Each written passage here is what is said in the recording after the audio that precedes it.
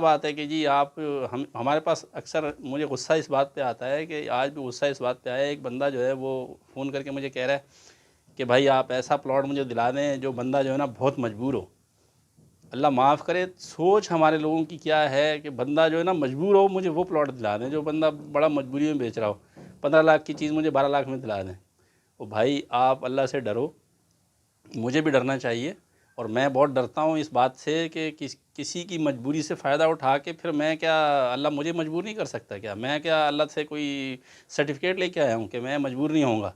تو اللہ معاف کرے، یہ ہمارے لوگ جو ہے وہ ہماری قوم جو ہے اس کا اللہ پہ بھروسہ نہیں ہے۔ ہم مسلمان تو کہتے ہیں اپنے زبان سے، اپنے منہ سے ہم کہتے ہیں کہ ہم مسلمان ہیں، لیکن اللہ معاف کرے ایسی مسلمانی جو ہے اللہ کو نہیں چاہیے۔ اللہ تعالیٰ ایسے مسلمان کو جو ہے وہ پھر ہم بھی مجبور ہو جاتے ہیں جب ہم کسی کی مجبوری سے فائدہ اٹھائیں گے نا۔ کوئی انسان کسی کی مجبوری سے فائدہ اٹھاتا ہے اور وہ یہ نیت کر کے بیٹھا ہوا ہے کہ کوئی مجبور ہوگا، مجھے کوئی چیز بیچنے آئے گا، گاڑی، پلاٹ یا مکان یا کوئی بھی چیز مجبوری میں بندہ بیچے، تو اس کی مجبوری سے فائدہ اٹھانا جو ہے یہ کسی مسلمان کا کام نہیں ہے۔ جو بندہ کسی کی مجبوری سے فائدہ اٹھائے گا اللہ تعالیٰ اس کے رزق میں برکت نہیں رکھے گا اور اس کو سکون تو مل ہی نہیں سکتا۔ کسی کی بد دعا لینے کے بعد ہم کہتے ہیں کہ جی ہمیں سکون مل جائے، تو اللہ معاف کرے، ہم مسلمان ہیں لیکن ہم مسلمان صرف نام کے ہیں، کلمہ پڑھتے ہیں لیکن حلق سے اوپر اوپر، نیچے ہمیں کوئی اثر نہیں ہوتا کہ ہم جو ہے وہ کیا کریں، ہمارا عمل کیا ہے۔ اللہ تعالیٰ کہتا ہے، حدیث ہے کہ یہ دین خیر خواہی ہے، الدین النصیحہ، تو یہ دین خیر خواہی ہے۔ خیر خواہی کس کی ہے؟